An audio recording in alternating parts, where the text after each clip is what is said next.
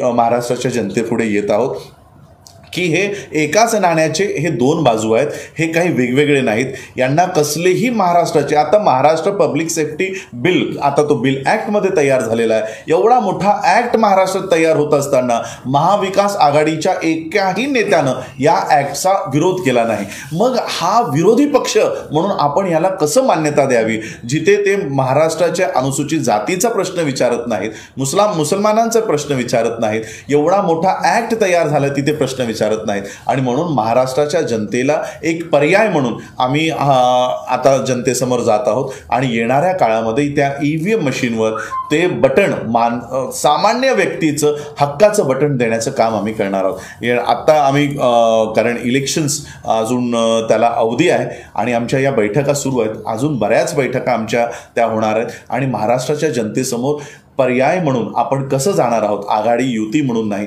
तर महाराष्ट्र जनतेला एक पर्याय म्हणून आम्ही आता लोकांसमोर येणार आहोत. एवढंच मी आजच्या प्रसंगी सांगेन. आजही बऱ्याच मीटिंग्स आमच्या होणं बाकी आहे. आमचा मॅनिफेस्टो की कशा पद्धतीने महाराष्ट्राच्या जनतेसमोर की एक सत्तामध्ये म्हणा किंवा काही पण आम्ही महाराष्ट्राच्या जनतेसाठी काय देणार आहोत, काय म्हणून आम्ही येणार आहोत, ते संपूर्ण आमचं त्याच्यावर वर्कआउट सुरू आहे. आणि एकदा ते फायनलाइज झालं की महाराष्ट्राच्या जनतेला आम्ही आमचा मॅनिफेस्टो महाराष्ट्राचा पर्याय म्हणून आम्ही तो लोकांसमोर देणार आहोत. एवढं सांगतो थांबतो.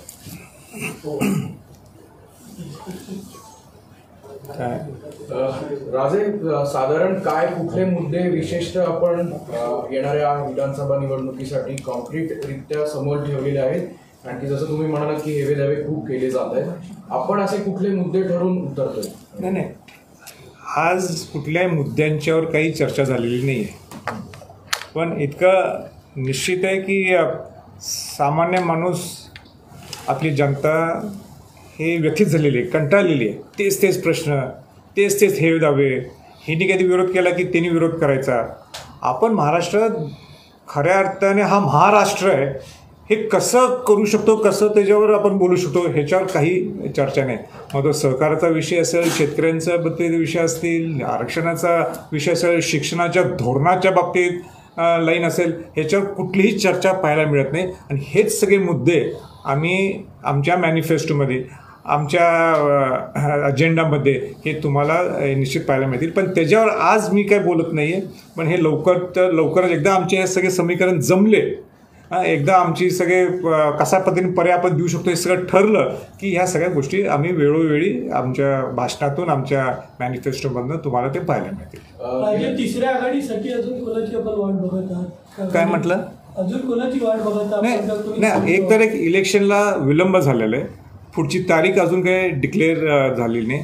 पण जे छोटे लोक असतील, पण छोटे लोकच इतिहास घडू शकतात, अशा लोकांना जेवढे चांगले लोक आपल्याकडे आपल्याशी जोडले जातील आणि आपण एक चांगला पर्याय देऊ शकतो, या दृष्टिकोनातून आमचा प्रयत्न आहे.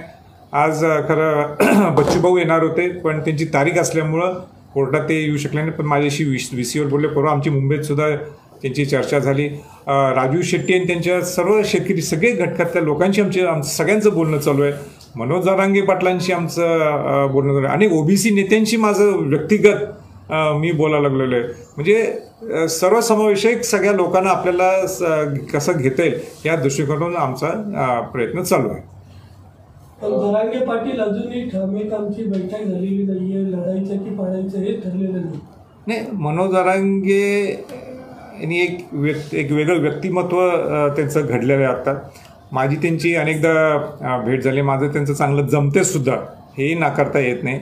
पण मनोज जरांगे पाटलांना सुद्धा मी विनंती हीच केलेली आहे की तुम्ही पाडायचं हे बोलू नका.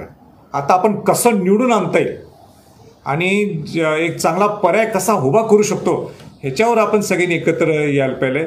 आणि मला विश्वास आहे ते सुद्धा त्या लाईनवर लवकरच येतील. सध्या ते सगळ्यांचा अंदाज घ्यायला लागलेले आहेत की नेमकं आपण कसं पुढं जायचं.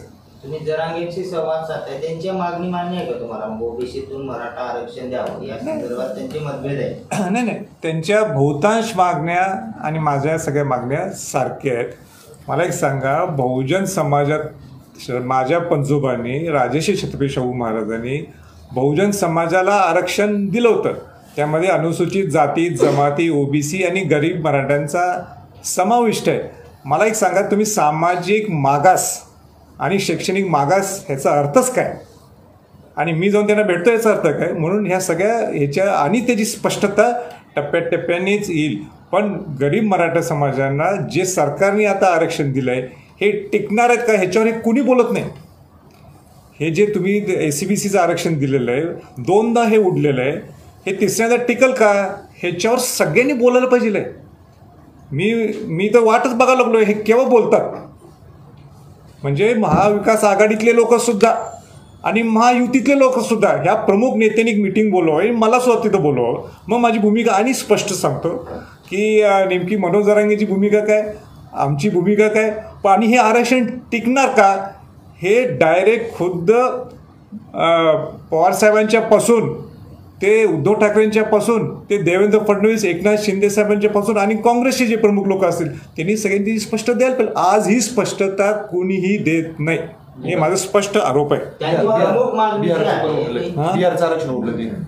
त्यांची प्रमुख मागणी आहे, आमच्या मागणीला ज्यांनी पाठिंबा देईल त्यांना आम्ही पाठिंबा देऊ. कोणाचं? जरांगेंचं. आणि ते ओबीसीतच माझं मनोज जरांगेंचं जे जमते किंवा आमचं आणि त्यांचं उद्दिष्ट एक आहे हे तुम्हाला उत्तर भरपूर आहे. आणि म्हणून मी वाट काय बघायला लागलोय ह्या सगळ्यांनी क्लिअर करून दे, नंतर मी बोलणारच आहे. पण एक साधा प्रश्न आहे माझा सगळ्यात तुम्हाला. ज्यावेळेस सरकारच ठरवतं की सामाजिक मागास आणि शैक्षणिक मागास म्हणजे याचा अर्थ काय, म्हणजे हे ओबीसीचाच भाग आहे ना. मग म्हणजे तुम्हाला मान्य आहे का ओबीसीतून आरक्षण मिळालं पाहिजे मराठा? तीच मागणी आहे ना सगळ्यांची. सामाजिक मागास आणि शैक्षणिक मागास म्हणजे काय, हे ओबीसीच आहे ना. हे कुठलं वेगळं आरक्षणच म्हणजे ओबीसी, दुसरं कसं? आता हे ACBCमध्ये घातलं आहे ह्याच्यावरही स्पष्टता बोलायला पाहिजे. मी बोलणारच आहे. माझी एकच भूमिका आहे बघा. राजश्री छत्रपती शाहू महाराजांनी त्यावेळी 50% आरक्षण दिलं होतं त्या बहुजन समाजाला. ते बहुजन समाजाला जे आरक्षण दिलं तेच आरक्षण तुम्ही सगळ्यांना न्याय द्यायला पाहिजे. त्या गरीब मराठा समाजाला न्याय मिळाला पाहिजे ना. आत्ताही फार गोंधळ चालू आहे, अजूनही क्लिअर लाईन झालेली नाही आहे. ते टप्प्याटप्प्याने क्लिअर होईलच.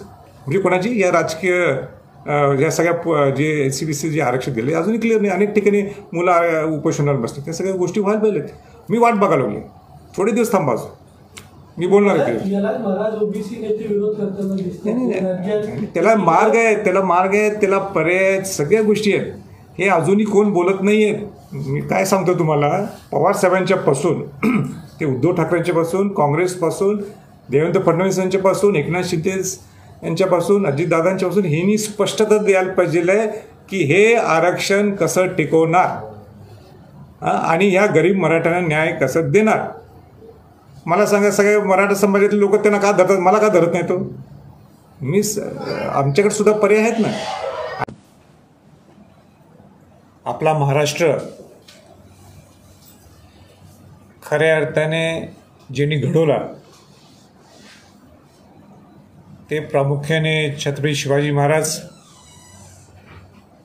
राजश्री छत्रपती शाहू महाराज, महात्मा फुले, डॉक्टर बाबासाहेब आंबेडकर आहेत. हा संतांचा महाराष्ट्र आहे.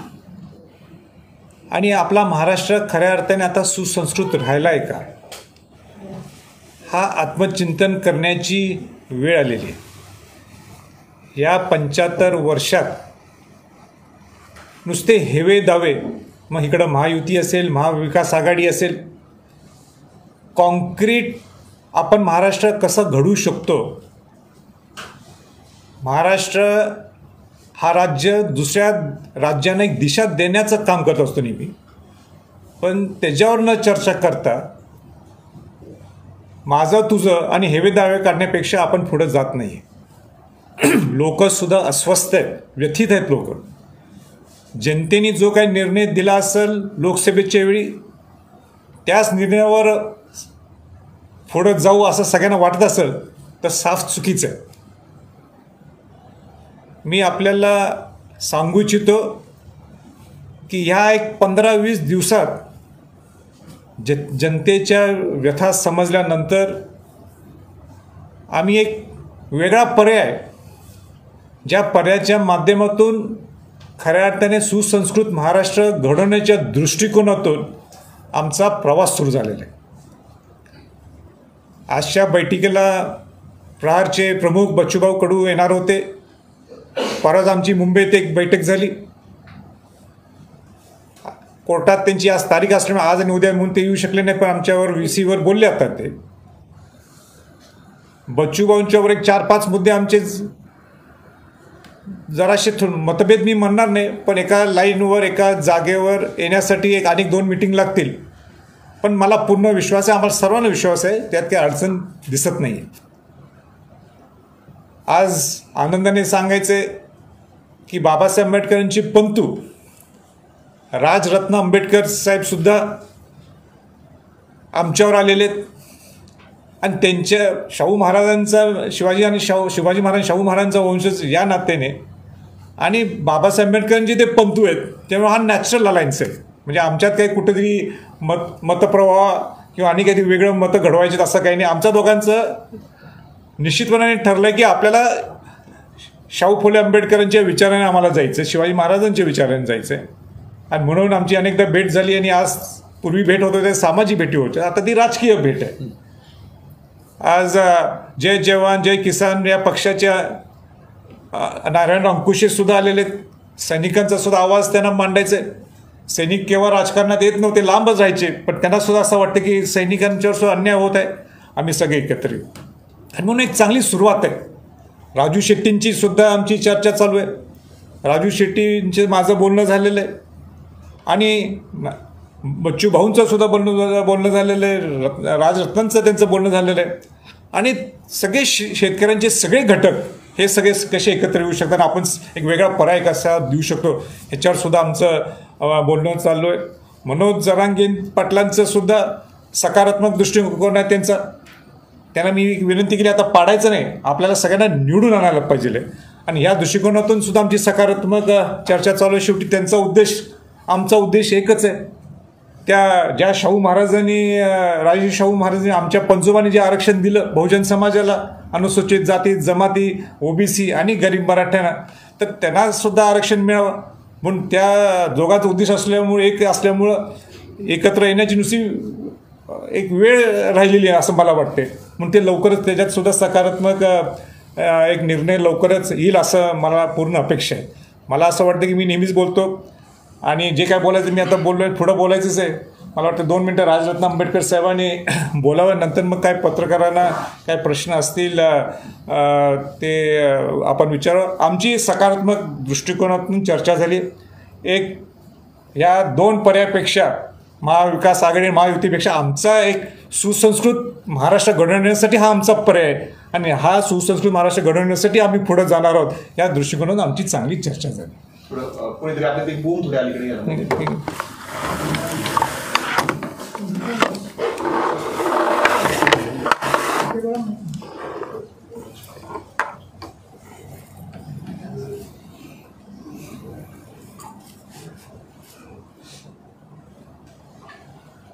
खरं तर राजे बोलल्यानंतर आम्ही बोलणं उचित नाही आहे, तरी राजेंनी मला 2 मिनटाची संधी दिलेली आहे.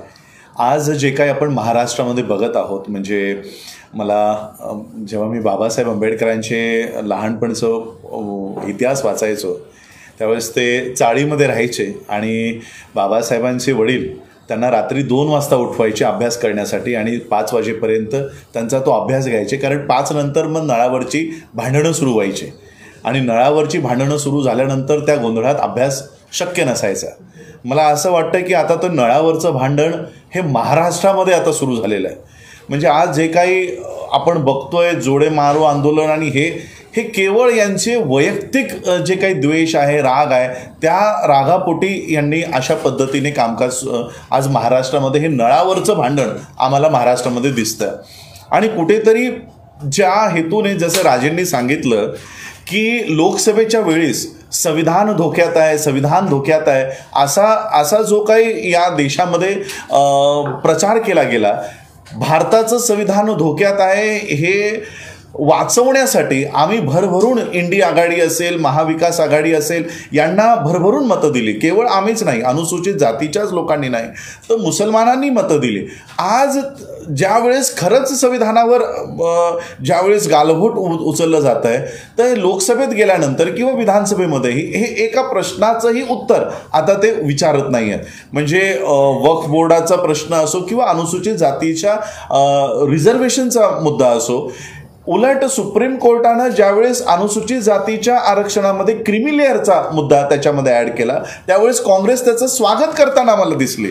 मग नक्की हे कोणत्या संविधानाचं बचाव करण्यासाठी हे बाता करत होते. आणि म्हणून आज कुठेतरी अनुसूचित जातीची लोकं असतील किंवा मुस्लिम्स असतील, आम्ही कुठेतरी फसवणूक झाल्याचंही भावना आमच्यामध्ये आहे.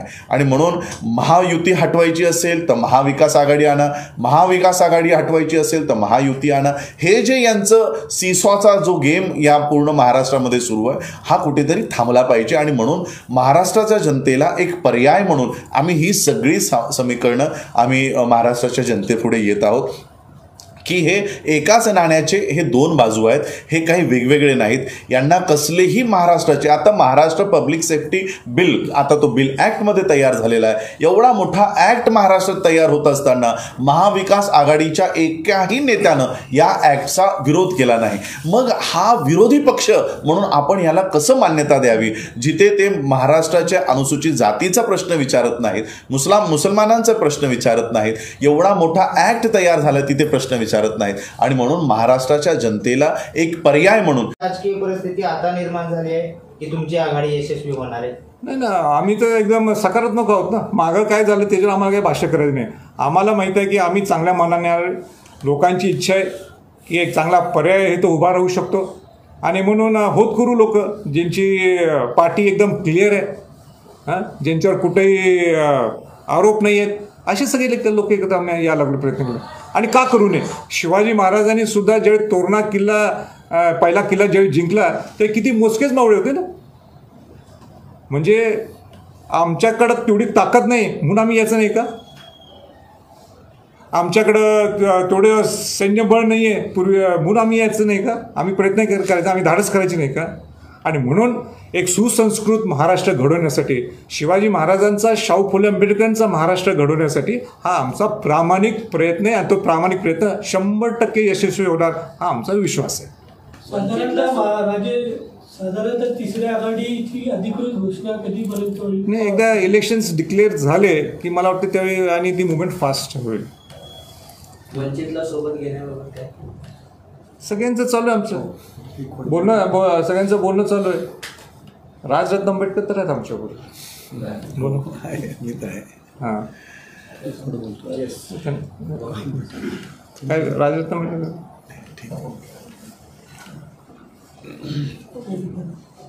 या युतीचं नाव काय असतं? बोला. नाही, आघाडी आणि युती नाही, आम्ही महाराष्ट्राला पर्याय देतो आहे. लोकांना त्यांचं हक्काचं बटन आम्ही त्यांना त्या EVM मशीनवर देतो. आणि म्हणून युती आघाडी असं काय आम्ही अजून ठरवलेलं नाही.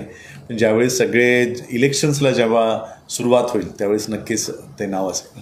काही लोकसभा निवडणुकीला संविधान बदलण्याचा एक प्रयोग जो आहे तो भाजप करते असा एक अजेंडा किंवा विरोधकांकडनं एक सेट झालं होतं नॅरेटिव्ह. या सगळ्याकडे तुम्ही कसं बघता? पुन्हा एकदा विधानसभा येत आहेत जवळ, लोकसभा टार्गेट ठरवून विधानसभेला पण हेच नॅरेटिव्ह विरोधकांकडनं जर सेट झालं तर संविधान बदला, या गोष्टीवर तुम्ही कसं बघता? नाही, मुळात यांचं संविधान प्रेम किती बेगडी आहे ते या लोकसभेच्या इलेक्शन्स नंतर ते सिद्ध झालेलं आहे. म्हणजे लोकसभेत जाण्यापुरतं तुम्हाला संविधान धोक्यात आहे एवढंच तुम्हाला नेरेटिव्ह सेट करायचं होतं. संसदेत गेल्यानंतर तुम्ही त्या संविधानाचं साधा पण उच्चार करून काढलेला नाही. आणि म्हणून लोकांच्या अनुसूचित जातीचा जो भ्रमनिराश झालेला आहे की यांना संविधानाशी काही घेणं देणं नाही, आणि तेच आता मुस्लिम लोकांचाही भ्रमनिराश झालेला आहे. आणि म्हणून आता तो महाराष्ट्रामध्ये मला वाटतं लोकांना सोडा, ज्यांनी हा नेरेटिव्ह सेट केला होता त्यांना देखील संविधान खतऱ्यात आहे हे बोलायला त्यांना लाजा वाटतील. अशा पद्धतीने यांचं काम झालेलं आहे. आणि म्हणून एकही नेता संविधान धोक्यात आहे म्हणून एकही नेता आता मतं मागताना दिसत नाही. जर संविधान धोक्यात आहे मग एवढ्या महिन्यामध्ये तुम्ही संविधानाच्या बचावासाठी काय केलं? तुम्ही क्रिमिनल अनुसूचित जातीचा, तर महाराष्ट्रामध्ये अनुसूचित जातीचं स्कॉलरशिप हे वळवलं जात आहे, तरी देखील एकही MUAचा नेता सभागृहात उठून उभा राहून बोलत नाही की अनुसूचित जातीचं स्कॉलरशिप हे इतर डिपार्टमेंटकडे वळवलं गेलं आहे, त्याच्यासाठी एकही व्यक्ती बोलत नाही. फॉरेन स्कॉलरशिप्स मागच्या कित्येक वर्षापासून बंद आहे, ते संसदेत कोणीही त्याच्यावर आवाज उठवायला तयार नाही. आणि म्हणून यांना संविधानाशी काही देणं घेणं नाही, आणि म्हणून आम्हा लोकांना लोकांसमोर येऊन हे सांगावं आता भाग पाडणार आहे की संविधानाचा खतरा दाखवून यांनी केवळ यांची सीटा वाढवण्याचं काम केलं, त्यांना काही प्रतिनिधित्व या लोकांना द्यायचं नाही. राज्यात मराठा ओबीसी वाद असेल, हिंदू मुस्लिम वाद असेल, हा अजूनही कायम सुरू असताना आपल्याला अनेक घटना अजूनही पाहायला मिळतात. तुम्ही बाबासाहेबांचे पणतू आहात, अनेक वेळा बाबासाहेबांचेच दाखले दिले जातात, त्यांना आम्हाला न्याय हवा हा एक नॅरेटिव्ह सेट केला जातो. महाराष्ट्राचं सामाजिक स्वास्थ्य बिघडत चाललंय असं वाटत? नक्कीच. आणि हे सामाजिक स्वास्थ्य बिघडत नाही म्हणून यांची यांच्या मनामध्ये खल आहे की हे का बिघडत नाही. आधी यांनी हिंदू मुसलमान करायचा प्रयत्न केला, परंतु दोन्हीकडून प्रतिक्रिया मिळाली नाही. मग त्यांनी मराठा आणि ओबीसी असा वाद लावून द्यायचा प्रयत्न केला, तोही त्यांचा अयशस्वी झाला. आणि मग त्यांनी मराठा वर्सेस बौद्ध असा वाद पेटतोय का महाराष्ट्रात, त्याची चाचपणी केली, तिथेही कोणतीही प्रतिक्रिया नाही. आणि म्हणून आता यांच्याकडे की महाराष्ट्राची जनता एकमेकांची डोकी का फोडत नाहीत, महाराष्ट्राची जनता एकमेकांची घरं का जाळत नाहीत, ही यांना खंत वाटतंय. आणि म्हणून आता एक दंगल पेटावी म्हणून राजकीयच लोक आता रस्त्यावर उतरून एकमेकांची डोकी फोडत आहेत. म्हणजे लोक प्रतिक्रिया देत नाहीत हे बघितल्यानंतर आता राजकीय नेत्यांनाच एकमेकांची डोकी फोडायची वेळ आली की कमीत कमी हे बघून तरी त्यांचे समर्थक तरी आपसात लढतील, एकमेकांची घरं जाळतील. परंतु महाराष्ट्राचं सामाजिक सलोखा हे आता महाराष्ट्राच्या लोकांनी ओळखलेलं आहे की या दोघांचं काय चाललेलं आहे. म्हणजे एक मारल्यासारखं करतोय आणि एक रडल्यासारखं करतोय, या दोघांचं नाटक महाराष्ट्राच्या जनतेने आता ओळखलेलं आहे. आणि म्हणून आता ते यांच्या नाटकाला बळी पडत नाही आहेत. आणि म्हणून मला असं वाटतंय की आता महाराष्ट्राच्या जनतेने येणाऱ्या विधानसभेमध्ये योग्य पर्याय आता निवडला पाहिजे. सर, सत्तेतील आमदार अल्पसंख्याक समाजाला खुलेआम धमक्या देतात, ते कशा पद्धतीने बघता तुम्ही? नाही, यांना जी मगरुरी आलेली आहे सत्तेचा जो आपण माज म्हणतो, म्हणजे आता ज्या पद्धतीने आपण लोकसभेमध्ये जे चित्र बघितलं ते चित्र आता महाराष्ट्रामध्येही बघायला मिळेल. म्हणजे मला आता कधी अशी भावना व्हायला लागली आहे की लोकसभेच्या पूर्वी ज्या पद्धतीने BJPमध्ये तो अहंकार होता, तो अहंकार मला आता MVAमध्ये दिसायला लागलेला आहे की आता आमच्या बाजूने तर लोकांचा कल आलेलाच आहे, बौद्धांची मतं तर आम्हाला मिळतच आहेत, आम्हाला आता तुमची गरज राहिलेली नाही, आम्हाला मुसलमानांची मतं तर मिळतच आहेत. आणि म्हणून तोच अहंकार उतरवण्यासाठी बाबासाहेबांनी जो अधिकार दिलेला आहे तो अधिकार 3 महिन्यामध्ये 6 महिन्यामध्ये जो वापरला जाईल त्यावेळेस यांना यांची जी स्थान आहे ते लोक दाखवून देतील. या सगळ्या जे SCBC जे आरक्षण दिले अजूनही क्लिअर नाही. अनेक ठिकाणी मुलं उपोषणाला बसतात, त्या सगळ्या गोष्टी व्हायला पाहिजेत. मी वाट बघायला लागली, थोडे दिवस थांबा, मी बोलणार आहे. त्याला मार्ग आहे, त्याला पर्याय आहेत, सगळ्या गोष्टी आहेत. हे अजूनही कोण बोलत नाही आहेत. मी काय सांगतो तुम्हाला, पवार साहेबांच्या पासून ते उद्धव ठाकरेंच्या पासून, काँग्रेसपासून, देवेंद्र फडणवीस यांच्यापासून, एकनाथ शिंदे यांच्यापासून, अजितदादांच्यापासून ह्यांनी स्पष्टता द्यायला पाहिजे की हे आरक्षण कसं टिकवणार आणि ह्या गरीब मराठ्यांना न्याय कसं देणार. मला सांगा, सगळ्या मराठा समाजातील लोक त्यांना का धरतात, मला का धरत नाही? तो आमच्याकडे सुद्धा पर्याय आहेत ना, आणि द्यायलाच पाहिजे. राजे, बघायला गेलं तर अनेक आघाड्या आणि युत्या आतापर्यंत झालेल्या आहेत, नवीन संघटना एकत्र येऊन निवडणुका लढलेल्या आहेत, परंतु शेतकऱ्यांचे, कष्टकऱ्यांचे आणि जातीपातीचे जे प्रश्न आहेत आरक्षणाच्या बाबतीतले ते कायम आहेत अजून सुद्धा.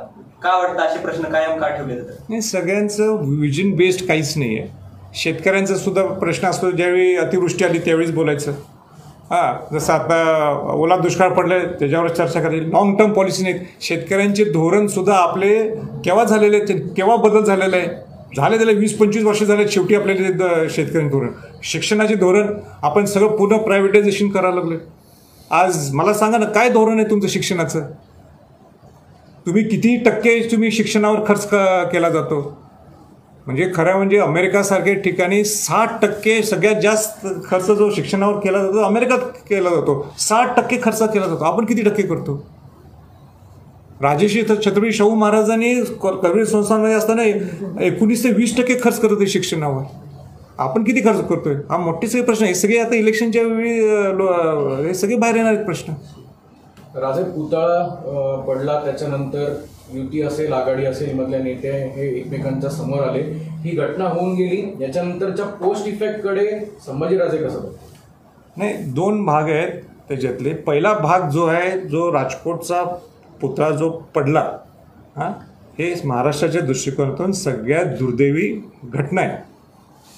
जे दोषी आहेत त्यांच्यावर कडक कारवाई व्हायलाच पाहिजे. आणि नुसतं दोषी नाही, हे परवानग्या कशा दिलेल्या गेल्या? कला संचालनालयाने परवानगी दिली का ह्याचं स्पष्टीकरण सरकारने देणं गरजेचं आहे. एवढ्या घाई गडबडीने ह्या पुतळ्याचं उद्घाटन का केलं लोकसभेच्या वेळी ह्याच्यावर सुद्धा बोलायला पाहिजे.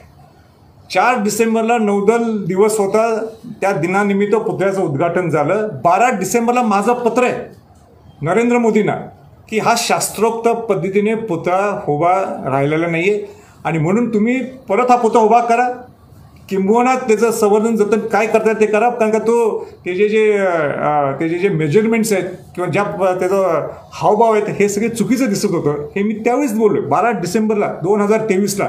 मला आश्चर्य वाटते की महाविकास आघाडीतल्या लोकांनी सुद्धा माझं पत्र का वाचलं नाही, आत्ता वाचलं नाही, त्याच्यावर काय चर्चा केली नाही. हां, पण एक गोष्ट मला पटलेली नाही, ती म्हणजे जे काय चाललं आहे सध्या, इव्हन राजकोटच्या किल्ल्यावर ज्यावेळी महाविकास आघाडीतले लोक आणि महायुतीतले लोक एकत्र तिथं आले, तिथं थोडंफार झालंच, हमरी तुमरी झालंच तिथं. पण तिथं जर काय वाईट घडलं असतं तर महाराष्ट्राला हे परवडलं असतं का? या सुसंस्कृत महाराष्ट्राचं हे प्रतीक जर राहिलं असतं का? शेवटच्या घटकापर्यंत हा सगळा विषय गेला असता तर सगळ्या कार्यकर्त्यांच्यामध्ये जोरात मारामारी सुरू झाली असती. हे बरोबर नाही आहे. परवा ते आंदोलनसुद्धा झालं, ते जोडे मारो आंदोलन. हे महाराष्ट्राची संस्कृती आहे का? मला सांगा, एका कार्यकर्त्यांनी करणं हे ठीक आहे, पण सगळ्या मोठे नेते लोकांनी जाऊन ते जोडे मारायचे आणि सगळे आपापल्या ठिकाणी मोठे वर ज्यावेळी तुम्ही त्या लेवलला पोचता, मग ते पवारसाहेब असतील काय, उद्धव ठाकरे असतील काय, देवेंद्र फडणवीस असेल, एकनाथ शिंदे साहेब असतील, अजित पवार असतील, ते नाना पटोळे काय, काँग्रेस जयंत असं आणि कोण असतील, हे सगळे जे कोण मोठे असतील महाराष्ट्रात नेते त्यांनी सुद्धा कामं केले तर सगळ्यांनी.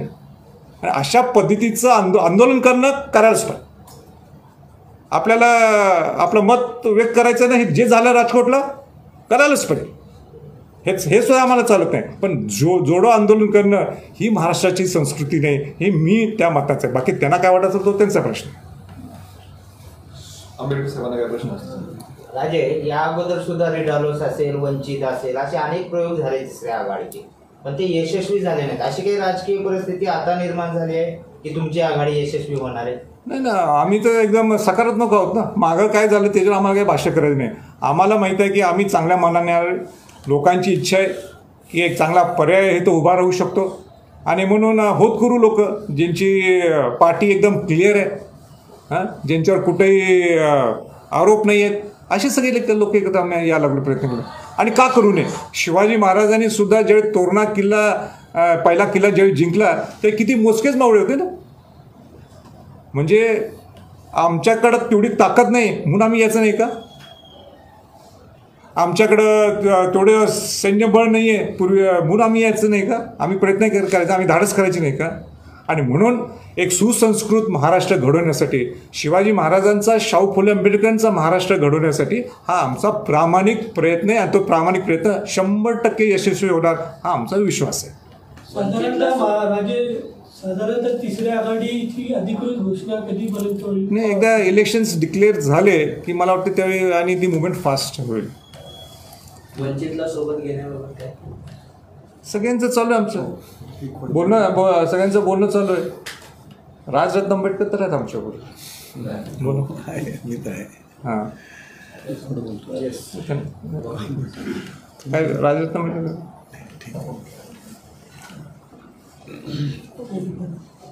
या युतीचं नाव काय असतं? बोला. नाही, आघाडी आणि युती नाही, आम्ही महाराष्ट्राला पर्याय देतो आहे. लोकांना त्यांचं हक्काचं बटन आम्ही त्यांना त्या EVM मशीनवर देतो आणि म्हणून युती आघाडी असं काय आम्ही अजून ठरवलेलं नाही. पण ज्यावेळेस सगळे इलेक्शन्सला जेव्हा सुरुवात होईल त्यावेळेस नक्कीच ते नाव असेल. काही लोकसभा निवडणुकीला संविधान बदलण्याचा एक प्रयोग जो आहे तो भाजप करते असा एक अजेंडा किंवा विरोधकांकडनं एक सेट झालं होतं नॅरेटिव्ह. या सगळ्याकडे तुम्ही कसं बघता? पुन्हा एकदा विधानसभा येत आहेत जवळ, लोकसभा टार्गेट ठरवून विधानसभेला पण हेच नॅरेटिव्ह विरोधकांकडनं जर सेट झालं तर संविधान बदला, या गोष्टीवर तुम्ही कसं बघता? नाही, मुळात यांचं संविधान प्रेम किती बेगडी आहे ते या लोकसभेच्या इलेक्शन्स नंतर ते सिद्ध झालेलं आहे. म्हणजे लोकसभेत जाण्यापुरतं तुम्हाला संविधान धोक्यात आहे एवढंच तुम्हाला नेरेटिव्ह सेट करायचं होतं. संसदेत गेल्यानंतर तुम्ही त्या संविधानाचं साधा पण उच्चार करून काढलेला नाही आणि म्हणून लोकांच्या अनुसूचित जातीचा जो भ्रमनिराश झालेला आहे की यांना संविधानाशी काही घेणं देणं नाही आणि तेच आता मुस्लिम लोकांचाही भ्रमनिराश झालेला आहे. आणि म्हणून आता तो महाराष्ट्रामध्ये मला वाटतं लोकांना सोडा, ज्यांनी हा नेरेटिव्ह सेट केला होता त्यांना देखील संविधान खतऱ्यात आहे हे बोलायला त्यांना लाजा वाटतील. अशा पद्धतीने यांचं काम झालेलं आहे आणि म्हणून एकही नेता संविधान धोक्यात आहे म्हणून एकही नेता आता मतं मागताना दिसत नाही.